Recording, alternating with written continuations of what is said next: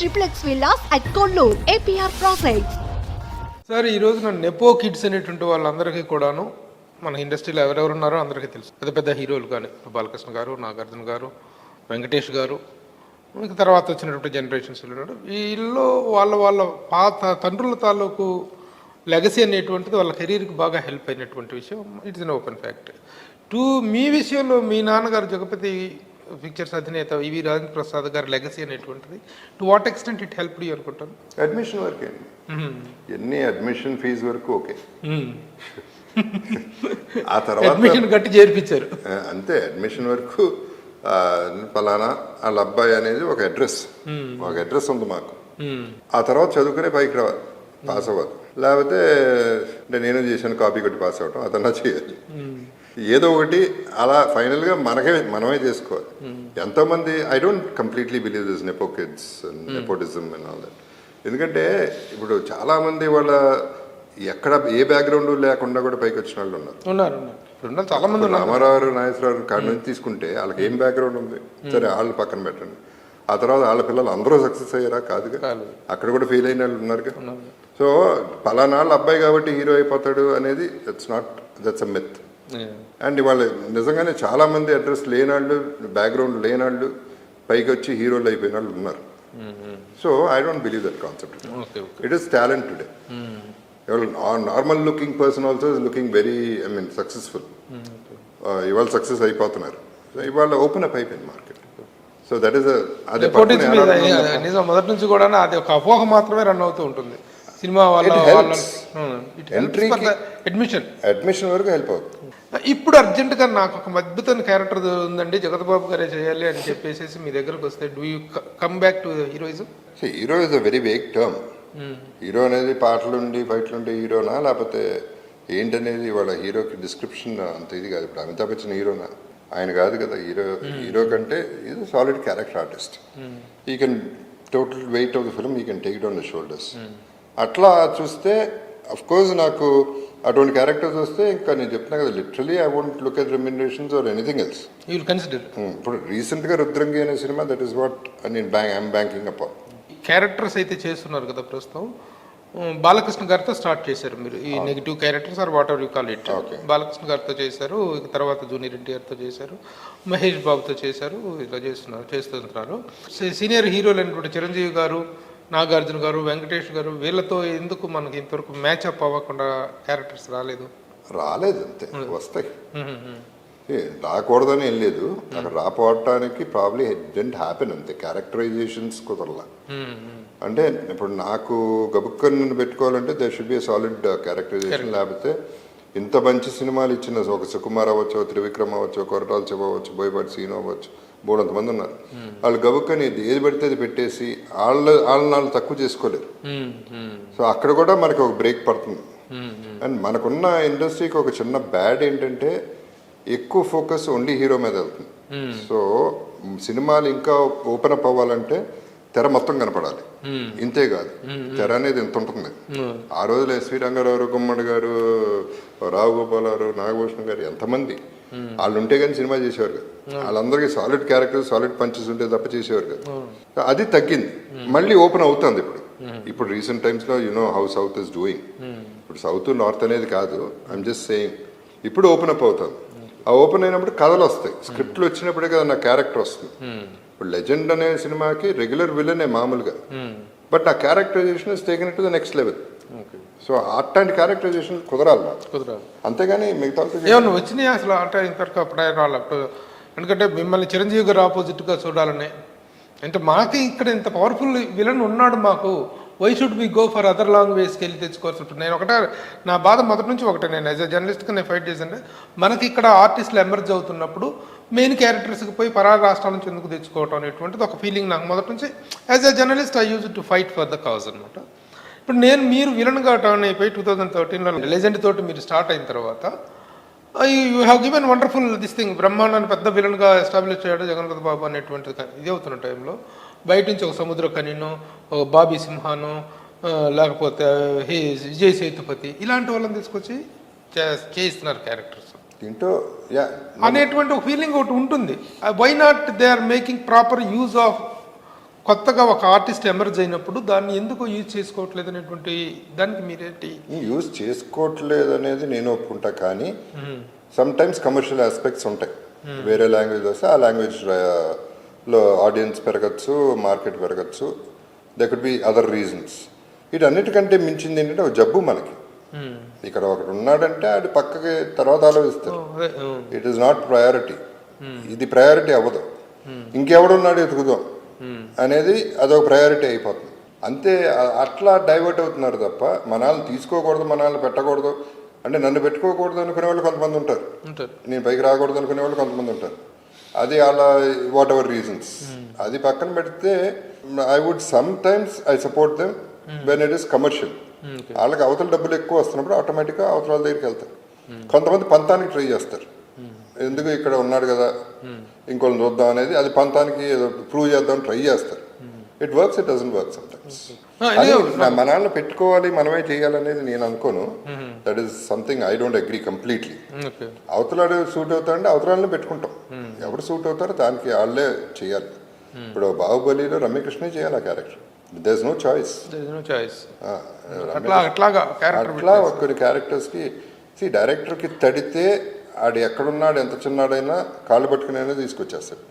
అదే డైరెక్టర్కి తట్టకపోతే I'm talking about creative good directors, నువ్వు ఎంత బతిమాలినా వాళ్ళు తీసుకోండి. The fitness of the character also plays a vital role. Ultimately the character.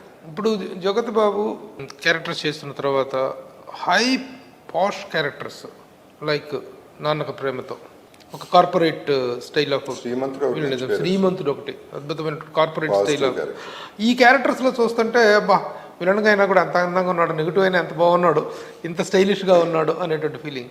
తర్వాత వెరీ రగ్గుడ్కి వెళ్తే రంగస్థలం ఒకటి, అరవింద సమేత ఒకటి, వీటిల్లో ఈ మీకు పర్సనల్గా ఈ ఏ టైప్ ఆఫ్ క్యారెక్టర్స్ మీరు ఇష్టపడుతున్నారు? రెండు ఇష్టపడుతుంది. ఇప్పుడు శుభలగ్నం ఒక రేంజ్లో ఉంటే హనుమాన్ జంక్షన్ ఇంకో రేంజ్లో ఉంటుంది. రెండిట్లోనే హీరో చేశాను. సో అది వేరే, అంటే ఆ ఫీల్ వేరే. ఇప్పుడు ఏదైనా depth of the character is important. శుభలగ్నంలో అంత మంచి భర్త అనేది డెప్త్, అదే హనుమాన్ జంక్షన్లో ఎంత మూర్ఖుడు పాపం మంచాడు అనేది కూడా డెప్తే. ఇప్పుడు నేను మంగళాడు కూడా చేశాను రజనీకాంత్ గారి సినిమాలో.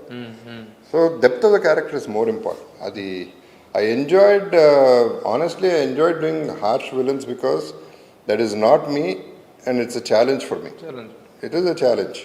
ఆ ఛాలెంజ్ని ఓవర్కమ్ చేయడం కూడా ఒక సక్సెస్. కార్పొరేట్ స్టైల్లో ఉంటాం అనేటువంటి maybe your like living style మీ పర్సనాలిటీగా ఉండొచ్చు. కానీ అరవింద సమేతలో కానీ దీంట్లో రంగస్థలంలో చేసింది you have to work. Yeah, I have to prove a point. Prove a point. It's a challenge. Getup wise easy అవుతుంది, ఇది గెటప్ వైజ్ కష్టము, పర్ఫార్మెన్స్ వైజ్ కష్టం, యాక్సెంట్ పాయింట్ ఆఫ్ వ్యూలో కష్టం. ఆ కష్టంలోనే ఇష్టం ఉంది కాబట్టి కష్టం కాదు అది. ఈ సోషల్ మీడియా వచ్చిన తర్వాత ప్రతి ఒక్కరి స్టార్ మీద కూడాను what is the worth of the star అనేటువంటిది వేస్తున్నారు. నాగార్జున ఒక 3000 crores, చిరంజీవి 5000 crores, బాలకృష్ణ ఇన్ని వేల కోట్లు అని. What is the worth of జగత్ బాబు అంటే ఏం చెప్తారు? It's my worth. ఇట్స్ నాకు ఫస్ట్ ఆఫ్ ఆల్ అవన్నీ ఆ సున్నాలు, అడిషనల్ సున్నాలు, వాటి వల్ల ఏం ఉపయోగం లేదని నా ఫీలింగ్. అవి పెరిగిన కొద్దీ ఇబ్బందులే తప్ప ఎక్కువ సార్ ఈ విషయంలో ఇప్పుడు అంటాను నాగార్జున ఒకడు కరెక్ట్. తనకి సంపాదించడం తెలుసు, ఖర్చు పెట్టడం తెలుసు, ఎంజాయ్ చేయడం తెలుసు. ఆ డబ్బుని ఎంత ఇవ్వాలో అంత వాల్యూ ఇస్తాడు డబ్బుకి. తన టైంకి ఎంత ఇవ్వాలో దాన్ని ఇచ్చుకుంటాడు, అవతరాలకి ఎంత ఇవ్వాలో అంత ఇస్తాడు. So there is a balance. చాలా మందికి బ్యాలెన్స్ లేదు అసలు. వస్తున్నాయి బ్యాలెన్స్ లేని వాళ్ళలో మొదటి వ్యక్తి జగత్ బాబు అంటే ఏమంటారు? డబ్బుల్లోనా? డబ్బుల విషయంలో నేను జీరో అసలు. నాకంటే లెక్క అంటే లెక్కలేదు. కాదు, ఇన్ని సంవత్సరాల కెరీర్లో ఇంత ఇది ఉన్న తర్వాత జగత్ బాబు ఈ కోట్ల వర్త అయి ఉండాలి అనేటువంటిది ఈజీగా ఉండాలి, లెక్క ప్రకారం ఉండాలి. ఎందుకు లేవు? చాలా పెద్ద క్వశ్చన్ అది, ఇంపాసిబుల్ టు ఆన్సర్. కాకపోతే మిగతా వాళ్ళు అనుకున్నట్టు గ్యాంబ్లింగ్ లో పోయిందో లేకపోతే ఆడాలి ఖర్చు పెట్టి క్యాసినోలు ఆడతారని. ఆడతాను, అందరూ ఆడతారు, నేను ఆడతాను. ప్యాక్ ఆట ఆడతారని ఎక్కువ మంది. ప్యాక్ ఆట ఆడను. క్యాసినో నాకు థ్రిల్ అది. ప్యాక్ ఆట I'm not a gambler by nature. అంటే క్యాసినో అనేది నాకు ఒక ambience, I buy entertainment there. But అందరూ అనుకుంటున్నట్టు కోట్లు పోవటం అనేది నాన్ సెన్స్. నా ఆస్తి అక్కడ పోలా. అది ఇవ్వటం వల్ల పోయిందో లేకపోతే ఖర్చు పెట్టడం వల్ల పోయిందో లేకపోతే కొట్టేయడం వల్ల పోయిందో మిగతా వాళ్ళు for whatever reasons it is not there but that is not the priority నా ప్రకారం. కానీ మీరు బాగా మోసపోయారు ఒక బ్రోకర్ ద్వారానో ఒక వ్యక్తి ద్వారా? చాలా మంది ఉన్నారు, బట్ దట్ ఈస్ ఓకే. అది నార్మల్ లైఫ్. చెప్తున్నా కదా, when you are not careful about your money automatically you lose your money, anything for that matter. అంటే దాన ధర్మాలు, వ్యసనాలు, కుటుంబ ఖర్చులు, మోసపోవటాలు, ఈ 4 విధాలుగా ఉంటాయి. సంపాదన రాక కానీ పోక కానీ, ముఖ్యంగా పోక అనేటువంటిది. మీకు ఈ 4 విధాల్లో ఏ విధంగా ఎక్కువ పోయింది? ఎక్కువ నేను లెక్క చూడలేదు ఇప్పుడు. అది అక్కడ పోయింది. ఎవడో మోసం చేశాడు అనేది అవన్నీ కరెక్ట్ కాదు, కానీ మోసం చేశాడో చేసలేదో అది మోసం అంటారో, దాన్ని వాడుకోవడం అంటారో, లేకపోతే నీ చేతకందనం అంటారో, what ever reasons. But don't want to blame somebody. I don't want to blame somebody and it's not my priority. ఆ తలకాయ నేను పెట్టుకొని ఎందుకు ఇట్టా ఉన్నాను, ఎందుకు ఏమైంది అనేది నేను ఆలోచించు. ఎందుకంటే నాకు తెలియదు. I am of course I'm the reason for that, but I'm not unhappy about it. ఇప్పుడు లాస్ట్ టైం నేను చెప్పాను ప్రభు నీకు, లాస్ట్ ఇయర్ ఒకటే లెక్క, నేను శాంతమైపోయినప్పుడు బ్యాంక్రప్ట్ అయినప్పుడు నాకు వచ్చిన ఆలోచన ఏంటి, 30 కోట్లు ఉంటే నేను హ్యాపీ అయిపోతా అనేది ఒక లెక్క పెట్టుకున్నాను. దానికి క్యాలిక్యులేషన్ ఉంది. నేను ఆస్తులు మిగల్చపోవచ్చు, కానీ ఈ 30 కోట్లు మా నలుగురికి life long first class, business class ఫ్లైట్లలో, 5 స్టార్ హోటల్స్ మెయింటైన్ చేసే ఈ 30 కోట్లు సరిపోతున్నాయి నాకు. అది నేను లెక్క చూసా, పిల్లలకి చెప్పేసా, వైఫ్కి చెప్పేసా, నేను సంపాదించగలిగింది ఇంతే, దిస్ మై కెపాసిటీ. పైన వస్తే బోనస్, అది ఓకే, కానీ లైఫ్ లాంగ్ మనం హ్యాపీగా ఉంటాం. ఆస్తులు మాత్రం వదులుతాను గ్యారంటీని ఇవ్వట్లా అనేది ముందే చెప్పేసా. ఎప్పుడైతే నా 30 కోట్లు లాస్ట్ ఇయర్ రియలైజ్ అయ్యా, వచ్చేసింది 30 కోట్లు, అప్పుడు ఓకే నేను అనుకున్న ఫిగర్ వచ్చేసింది కదా, ఇంకో 0 యాడ్ చేయాలి అందరిలాగా. 300 కోట్లకి వెళ్ళాను నేను. ఆ తర్వాత 3,000 కోట్లు అవుతుంది, 30,000 కోట్లు అవుతుంది, దానికి unlimited. So I don't start thinking like that. 30 వచ్చేసింది కదా, ఇంకా కావాలనేది నేను ఆలోచించకుండా అనుకున్నది వచ్చింది కదా. సో అప్పుడు అనుకుంది, ఇప్పుడు ఎందుకు మారాలి ఫిగర్ ఒకటి. I'm happy, done. ఇంకా పైన ఏది వచ్చినా బోనస్ వస్తే ఎవరో చెప్తారు. ఇంత ఓపెన్ గా లెక్కలు ఎవరు చెప్తారు బాబు? Jagath Babu garu, really hats off to your honesty. Life is open Prabhu, అందరికీ తెలియదు. ఈ పొజిషన్ లో ఉండి ఏంది మీరు పోగొట్టిన వాటి పట్ల ఒక హానెస్టీగా మాట్లాడుతున్నారు. మీకు కావాల్సింది ఎంతో, నాకు ఎంత ఉంటే చాలు హ్యాపీగా ఉంటానని చెప్తున్నారు. చాలు. రియల్ హ్యాపీనెస్ కి ఇంతకు మించిన డెఫినేషన్ ఉంటుందండి. అది నిజంగా చాలు. అందరికి అర్థం కాదు ఏంటంటే 1,000 కోట్లు 1,00,000 కోట్లు ఉంటే హ్యాపీ అయిపోతాం అనేది రాంగ్ కాన్సెప్ట్. అది maybe that will make you happy. ఇప్పుడు కోవిడ్ టైంలో ఎవరిని కలిసినప్పుడు అన్నారు, నేను విజయవాడ కొనేయగలనండి, ఆంధ్ర కొనేయగలను, అది ఆక్సిజన్ కొనుక్కోలేక తెచ్చిపోయాడు.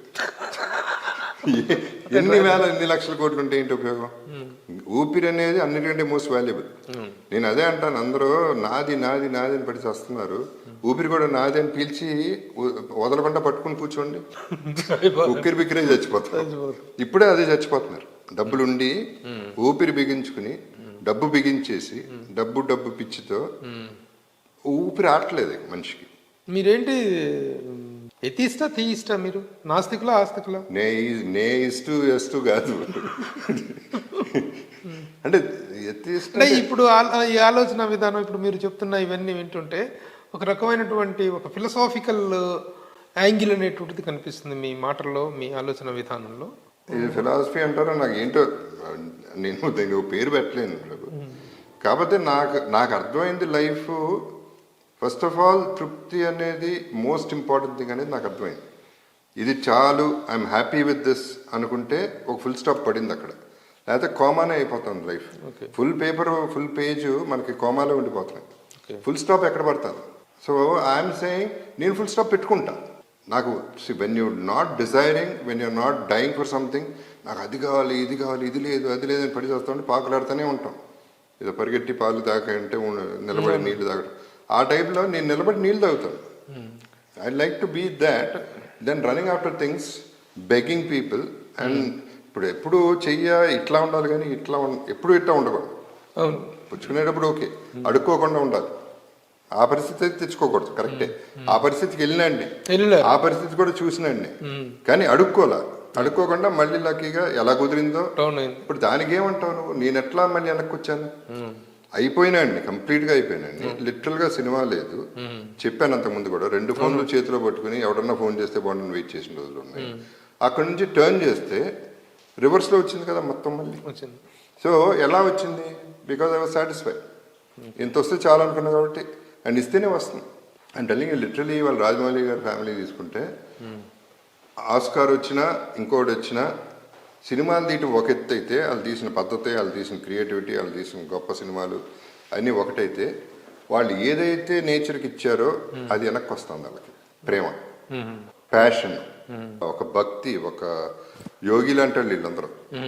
వాళ్ళు చెక్కుతున్నారు ఒక deep, I would say they're celebrating life. ఆ సెలబ్రేషన్ బయటకు వస్తాం, ఆ సెలబ్రేషన్ వెనక్కి వస్తుంది వాళ్ళకి. It is not just the work, it is the character of the human being.